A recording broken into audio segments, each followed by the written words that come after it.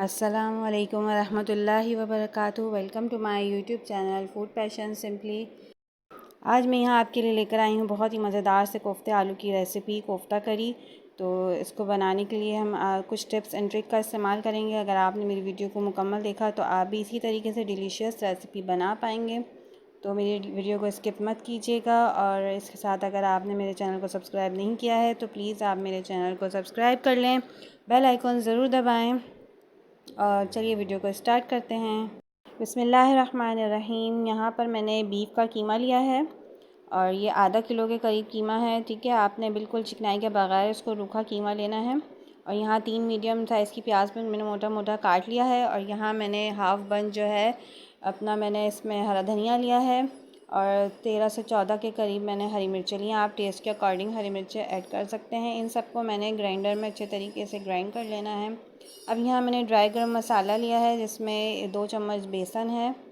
इसको मैंने तवे पे थोड़ा सा भून लिया था। और उसके बाद यहाँ पे ज़ीरा 1 चम्मच है, काली मिर्च 1 चम्मच और दालचीनी के 2 से 3 टुकड़े हैं, बड़ी इलायची और लौंग है। ठीक है, अपने टेस्ट के अकॉर्डिंग आप ऐड कर सकते हैं। यहाँ पे मैंने ये तमाम चीज़ों को भी ग्राइंडर कर लिया अच्छे तरीके से बारीक इसको पीस लेना है। फिर मैं तमाम चीज़ें जो हैं कीमे में ऐड कर दूँगी। अगर आपके पास बड़ा चॉपर है तो आप इन सब चीज़ों को एक साथ भी ग्राइंड कर सकते हैं। मेरे पास छोटा चॉपर था तो मैंने इनको अलग अलग ग्राइंड किया है अपनी आसानी के लिए। अब यहाँ पर मैं प्याज जो मैंने और हरी मिर्च हरा धनिया था वो भी मैंने इसमें शामिल कर दिया है। अब मैं यहाँ पे बाकी के मसाले ऐड करूँगी इसमें। यहाँ पर मैं 2 बड़े चम्मच जो है अदरक लहसुन का पेस्ट शामिल किया है। और आप इसमें जो है ना साबुत भी डालकर ग्राइंड कर सकते हैं। और यहाँ पे मैंने 1.5 चम्मच के करीब टीस्पून जो है मैंने इसमें सॉल्ट ऐड किया है। आप अपने टेस्ट के अकॉर्डिंग डाल सकते हैं। इसके बाद इसको अच्छे तरीके से मिक्स कर लें।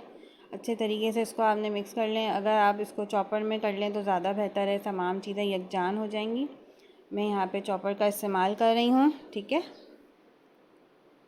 मेरा चॉपर छोटा था तो मैं थोड़ा थोड़ा इसके अंदर डालते जा रही थी और मैं इसको ग्राइंड करते जा रही थी। अगर आपके पास बड़ा है तो आप बड़ा भी कर सकते हैं। और ये तमाम बैटर आप सिल पर भी अच्छे तरीके से पीस सकते हैं, क्योंकि कीमा जो है ना मेरा मशीन का कीमा होता है। ठीक है, आप भी मशीन का बारीक कीमा लें, आसानी के साथ कोफ्ते बन जाएंगे। ये देखिए बहुत अच्छा सा ये जो है ना यकजान हो गया है। बस इसको मैं हाथ से अच्छे तरीके से अब मिक्स कर लूँगी।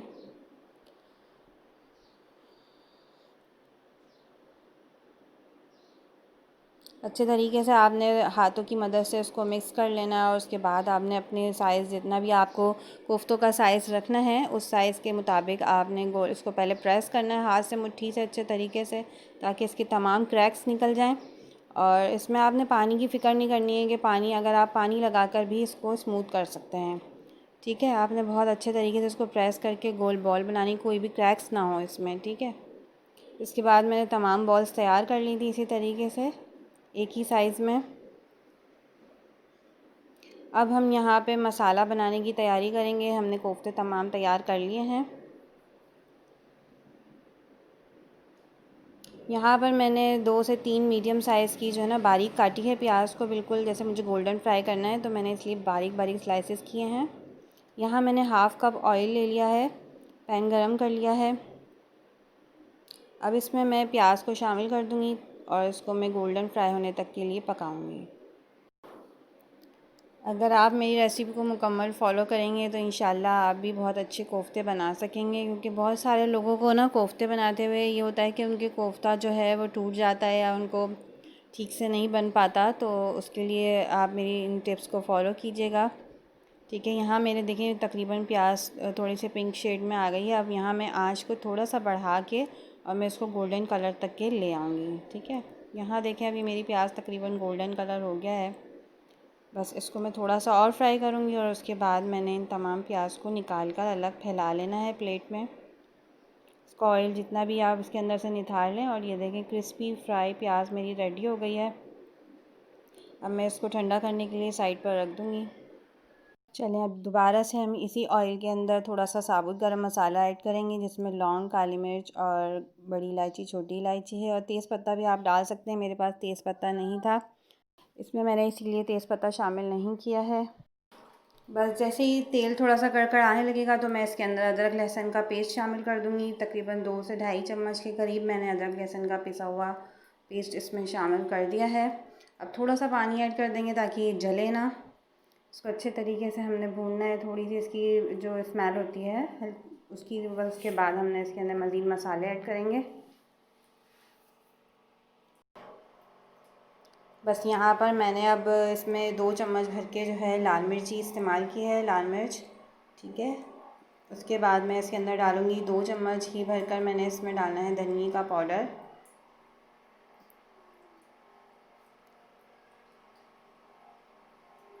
और 1 चम्मच की ये टीस्पून है, तो ये बड़ा था मेरे पास तो मैंने इसको हाफ़ टेबल स्पून डाला है। और उसमें टेस्ट के अकॉर्डिंग आपने सॉल्ट ऐड करना है। बस इसके बाद हमने इन मसालों को भूनना है। अब इसमें थोड़ा सा मज़ीद मैं पानी शामिल करूँगी ताकि ये मसाले जले ना, ठीक है। और मैं इसी तरीके से इसको थोड़ा थोड़ा पानी डाल के ना मज़ीद इसको मैं भूनती जाऊँगी। जैसे ये पानी खुश्क होगा मैं मज़ीद इसमें पानी शामिल करूँगी और यही स्टेप मैं 2 से 3 बार रिपीट करूँगी।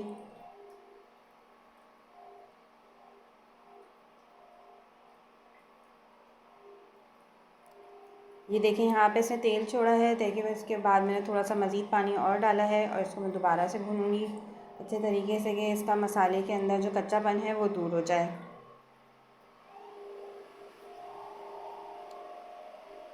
फिर इसके बाद जैसे इसका पानी खुश्क होगा तो मैं इसके अंदर 1 कप के करीब इसमें दही शामिल करूँगी।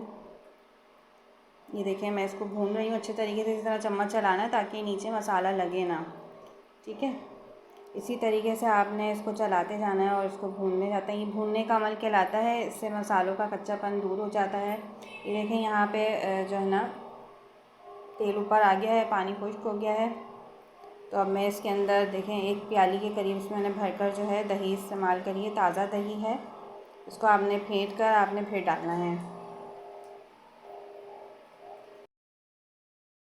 बस हमने दही को भी अच्छे तरीके से इसमें मिक्स करेंगे और इतनी देर इसको कुक करेंगे कि दही जो है बिल्कुल इसमें नज़र ना आए और दही भी मुकम्मल इसमें पानी जो दही का होता है वो भी खुश्क हो जाए, ठीक है। इसी तरीके से हमने इसको चलाते जाना है और हमने दही का पानी ड्राई करना है। मेरी रेसिपीज़ बहुत आसान होती हैं और बहुत जल्दी आप इसको पिक कर लेंगे आसानी से और बना सकेंगे। आपने मेरी तमाम टिप्स को फॉलो करना है, तभी बहुत मज़ेदार से आपके कोफ्ते तैयार होंगे। बस ये देखिए मसाले को मैंने भून रही हूँ अच्छे तरीके से। ये देखिए अच्छे तरीके से मेरा दही बिल्कुल ट्रांसपेरेंट हो गई, गायब हो गई है। इसका मसाला बड़ा अच्छा सा बन गया है नीचे और इसमें लगा भी नहीं है। मुसलसल आपने चम्मच चलाते रहना है। अब इसके अंदर मैं थोड़ा सा स्पून को धोकर ना इसमें पानी ऐड कर दूँगी। बस ये आपने देखा 1/4 कप पानी मैंने इसमें शामिल करा है। ज़्यादा पानी नहीं डालना है मुझे अभी इसमें, ठीक है। अब हम इसको थोड़ा सा पकाएंगे ताकि इसमें पानी जोश आ जाए। पानी में जैसे इसमें जोश आना शुरू हो जाएगा, आप देख रहे हैं साइड से जोश आ रहा है। अब जो मैंने कोफ्ते के बॉल्स बनाए हुए थे वो तमाम कोफ्तों के बॉल्स मैं इसमें शामिल कर दूँगी एक एक करके और आपने स्मूथ कर लेना है उसको दोबारा से, ठीक है। और ताकि कोई क्रैक्स ना रहें, टेढ़े मेढ़े हो जाते हैं जब हम उसे बना कर रख देते हैं ना, तो आपने दोबारा से उसको गोल शेप देकर तमाम इसमें शामिल कर देना है। अच्छा, कोफ्तों को ना आपने ओवरलैप नहीं करना है और बिल्कुल एक साथ ऊपर नीचे नहीं डालना है इनको, और बिल्कुल ऐसा ही आपने पैन लेना है जिसका जो नीचे का ना पैन ज़रा फैला हुआ हो, चौड़ा हो। तमाम आपने क्वांटिटी के हिसाब से लेना है। मेरी यहाँ हाफ़ के जी की क्वांटिटी, तो मैं आराम से मेरे इसमें जो है ना तमाम कोफ्ते आ गए हैं और बिल्कुल भी ओवरलैप नहीं हुआ है, आपने देखा है इसके अंदर। अब इसमें स्पून नहीं चलाना है और मैं इसको कपड़े की मदद से पकड़ कर ना देखिए किस तरीके से मैं इसको घुमा रही हूँ। बिल्कुल भी चम्मच आपने नहीं चलाना है इसको, इस तरीके से आपने कपड़ों की मदद से पकड़ना है साइड से ग्लव से और आपने इसको बस चलाना है, ठीक है। इस तरह हिलाना है, तमाम शोरबा जो ना कोफ्तों पे ऊपर लिपट जाए। इससे ना इसके ऊपर एक लेयर बन जाएगी गरम, जो आपका शोरबा है ना उससे ही थोड़े से फर्म हो जाएंगे। और देखिए यहाँ कोफ्तों ने पानी छोड़ा था वो मैंने अलहदा से रख दिया, फेंक दिया है, ज़ाया कर दिया है, ठीक है। एक्स्ट्रा पानी निकल चुका था। अब मैं इसको ढक दूँगी और जो है ना ये इसको पकने के लिए छोड़ देंगे। यहाँ मैंने इसको क्रिस्पी फ्राई जो प्याज थी इसको बस मैंने हवन दस्ते में डालकर, या आप चॉपर में ग्राइंड कर लें बारीक बारीक दानेदार। ये देखिए यहाँ मेरी मज़ेदार सी बड़ी ग्राइंड हो गई है अच्छे तरीके से। अब यहाँ अपने कोफ्तों को चेक कर लेते हैं। यहाँ देखें बहुत ज़बरदस्त सा कोफ्तों ने ना पानी छोड़ा। मैंने तो इसमें 1/4 कप ही डाला था और यहाँ मज़ीद जो है ना कोफ्तों ने थोड़ा सा अपना पानी छोड़ा है, जैसे कि गोश्त में होता है, मसालों में होता है। बस इसको इसी तरीके से हमने करना है, अभी भी स्पून नहीं चलाना। थोड़ी देर के लिए उसको पकने देंगे, उसके बाद हम चम्मच चलाएँगे, लेकिन मैं आपको इसका तरीका बताऊँगी किस तरीके से हमने चम्मच को घुमाना है। ठीक है, अभी सिर्फ हमने इसको कपड़े की मदद से ही घुमाना है।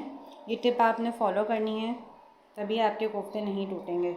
अब यहाँ मैंने देखिए चम्मच सिर्फ साइड से मैं इसको पकड़कर हल्का सा मूव कर रही हूँ, बस इसी तरीके से आपने चम्मच अभी थोड़ी देर के लिए ऐसे ही चलाना है, क्योंकि अभी मज़ीद पकेंगे ये, और ये और अच्छे से यानी कि सॉफ्ट भी रहेंगे और सख्त हो जाएंगे। फिर आप आराम से चम्मच इसमें चला सकते हैं, ठीक है ना। या फिर आप स्पैचुला का भी इस्तेमाल कर सकते हैं अगर आपको ऐसे चम्मच से चलाने में थोड़ा डर लगता है। बस इसका मुझे पानी खुश करना है, मैंने तेज़ आंच करी हुई है। और इसके बाद जैसे इसका पानी खुश्क होगा ना, तो मैं इसमें वो जो मैंने ग्राइंड करके ब्राउन प्याज डाली हुई थी, ये देखिए मैं स्पैचुला से चला रही हूँ, और अब ये देखें ऊपर भी आ रहे हैं और ये सख्त हो गए हैं तो एक दूसरे के ऊपर भी चढ़ रहे हैं, बड़े हल्के से हो जाते हैं जब ये पक जाते हैं ना। अब यहाँ मैंने जो ग्राइंड की हुई प्याज है ना, ये शामिल कर दी है इसके अंदर। अब जैसे ही मैं इसमें प्याज शामिल करूँगी ना, तो इसका एक्स्ट्रा जो पानी ना वो भी ड्राई हो जाएगा, वो प्याज अपने अंदर एब्जॉर्ब कर लेगी। बस इसी तरह स्पैचुला से आपने इसको चलाना है।